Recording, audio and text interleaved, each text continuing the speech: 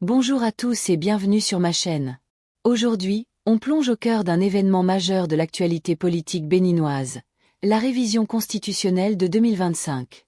Adoptée par l'Assemblée nationale en novembre et promulguée le 17 décembre par le président Patrice Talon, cette réforme marque un tournant historique.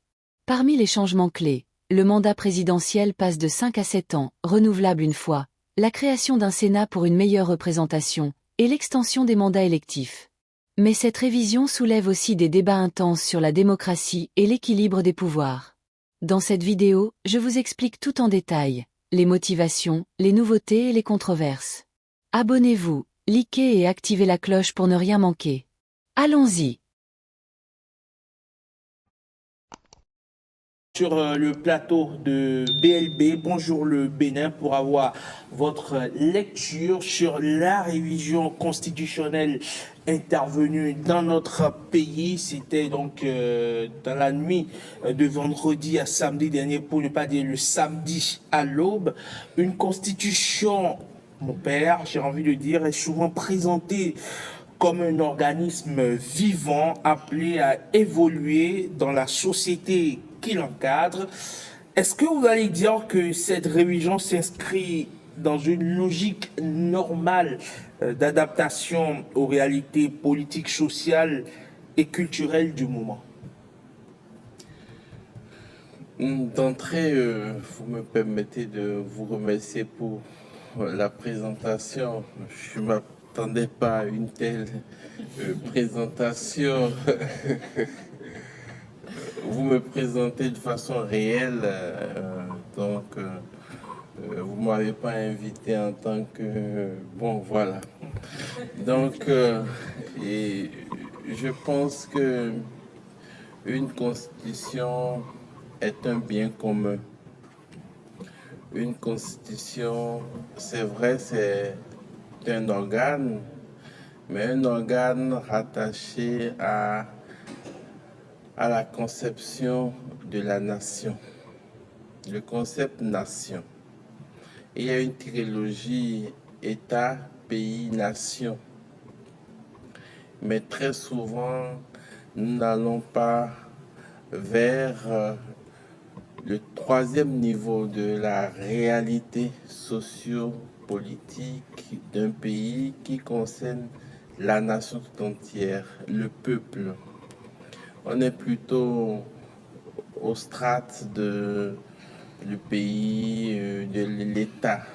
Et on a des États en Afrique qui sont des États très forts, surpuissants. Et c'est ce qu'on remarque dans cette révision constitutionnelle.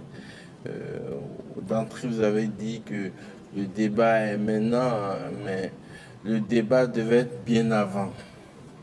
Il n'y a pas eu de débat. Et il y a eu seulement un vote fait nuitamment. Et j'ai l'impression que c'est un braquage. Alors, on va plutôt aller, si vous permettez, sur des thèmes qui seront accessibles à tous. Quand on parle de braquage, quand on sait quand même que cette constitution a quand même été adoptée au 4/5e donc des parlementaires, notamment 90 députés sur 109, avec des députés qui sont à coloration de gauche, notamment d'opposition, qui ont rejoint la majorité présidentielle. On a un droit quand même de dire qu'il y a une forme de consensus presque naturel autour du projet, autour de la proposition de loi. Non, ne fuyez pas ce concept. Il y a un film qu'on appelle Braquage à l'anglaise. Et une ville qui avait une belle banque et qui recueillait tous les avoirs de l'élite, des hommes d'affaires, des industriels. Et un matin, tout le monde se lève et voit que on a volé quelque chose dans cette banque-là, qui est une banque majestueuse. Donc, c'est le sentiment que j'ai. Et nous confondons très souvent légalité et légitimité. Et quand on est élu, on pense que, bon, on est légalement élu et tout le reste doit aller sur, un peu comme sur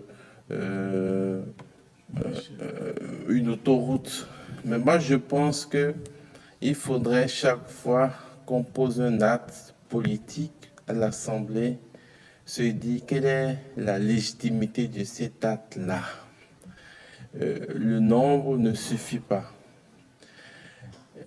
Cette révision Mais le nombre constitutionnelle... est prévu par la loi.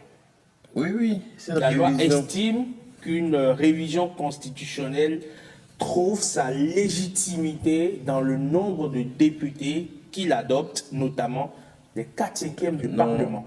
Je ne pense pas que la légitimité soit enfermée dans l'esprit ou dans l'écriture de la loi. La légitimité, c'est par rapport à un peuple. Le peuple est souverain. Le peuple a des attentes. Le peuple a un esprit. Et le peuple vit dans un contexte donné. Aujourd'hui, les défis majeurs du peuple sont les défis de la faim, les défis du panier de la ménagère, les défis de justice, les défis de paix. Est-ce que ce n'est pas un défi de Toulouse, des défis de tous les jours? Mais si... Révision ou pas révision, ce sont des défis qui restent ou qui resteront. Non, ne posez pas la question de cette manière. Si vous posez la question de cette manière, vous donnez raison à 109 personnes alors qu'on est plus de 14 millions. Non. Mais qu'auriez-vous souhaité? La révision, pour moi, elle n'est pas opportune. Elle n'est pas opportune parce que le contexte, le timing constitue un contexte préélectoral. Et puis des candidats ont déposé leur dossier pour un mandat de 5 ans, n'est-ce pas? Ensuite, maintenant, on passe à 7. Est-ce que le peuple a été consulté? Le peuple n'a pas été consulté. Les parlementaires, les députés, c'est l'émanation du peuple. Voilà. Ça ne suffit pas. Ça ne suffit pas. Vous avez vu au Gabon, il y a eu un référendum, n'est-ce pas? De plus en plus, la démocratie devient un système où il faut retourner au peuple à chaque fois. C'est un système qui est le moins de mal, hein, mais quelquefois la démocratie peut friser la dictature ou la démocraticide. Un peu comme si on tue le peuple, on tue la volonté du peuple, on tue ses aspirations. Et je crois qu'il ne faut pas prendre des décisions à la place du peuple. Il faut laisser le peuple s'exprimer, aller à la base, le rencontrer et dire ce qu'il veut. Donc, selon vous, il ne faut pas juste limiter le débat à la classe politique, alors que la Constitution, en fait, appartient au peuple. Ça, c'est l'une des faiblesses de la démocratie. Plusieurs philosophes, comme Claude Lefort, mon maître à penser, trouvent que l'une des faiblesses de la démocratie, c'est que quand il y a élection et il y a un parlement, ce parlement est une oligarchie. Ce parlement est une oligarchie parce que c'est les plus riches parfois ou les lettrés ou demi-lettrés qui se réunissent et qui pensent qu'ils ont le monopole de la vérité. Ils ont été consacrés par le Père, en allant solliciter leur mandat, en battant campagne sur des idées, bien souvent ou parfois. Depuis 2016, on n'a plus des élections correctes chez nous. On n'a plus Qu'est-ce qui vous fait on n'a plus des élections. avancer? On n'a plus des élections qui sont de vraies compétitions, qui sont de vrais débats. Quels sont les indicateurs? Lorsque j'étais enfant, dans notre quartier, à Papalava, on voit tous les partis passer. Tous les partis. Et ils prennent le temps d'échanger avec nous. Ils prennent le temps de rencontrer tout le monde. Et c'est toute l'année. Et toute l'année. C'est ça le débat. C'est ça la discussion. Mais quand on veut aller trop vite et très vite, le peuple devient indécis. Le peuple devient froid. Et le peuple devient spectateur, un spectateur froid et amer et aigri. Alors, Père Agui, nous sommes les promoteurs de la réforme constitutionnelle expliquent que les institutions doivent évoluer pour rester efficaces et pertinentes. En tant que philosophe, est-ce que vous pensez qu'une constitution doit être avant tout stable et protectrice, ou elle doit être souple et évolutive? Non, une constitution doit être solide. C'est un bien commun. C'est en fait l'âme d'un peuple. Et une constitution ne peut pas être triturée comme dans un bloc opératoire. Et notamment encore, je ne comprends pas pourquoi c'est la nuit. On peut faire ça, on va restituer les faits. Faire ça en plein jour. Si vous permettez, on va restituer les faits. Quand vous parlez de chaque fois c'est la nuit. Alors quand vous parlez de nuitamment, on va restituer les faits.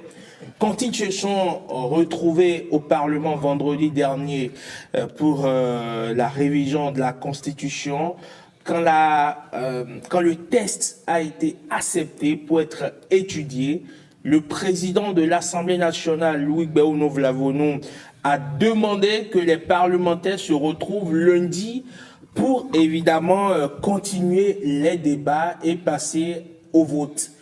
Et une partie des députés, notamment de l'opposition, ont tempêté, ont dit évidemment qu'on en finisse une fois pour de bon. Leur vœu a été souhaité. Donc ce n'est pas un dictat d'une majorité, peut-être sur une minorité, pour imposer une révision constitutionnelle nuitamment. C'est pour restituer les faits. Quand je parle de nuitamment, je n'indexe personne, mais j'indexe la conscience humaine, la conscience politique et la raison.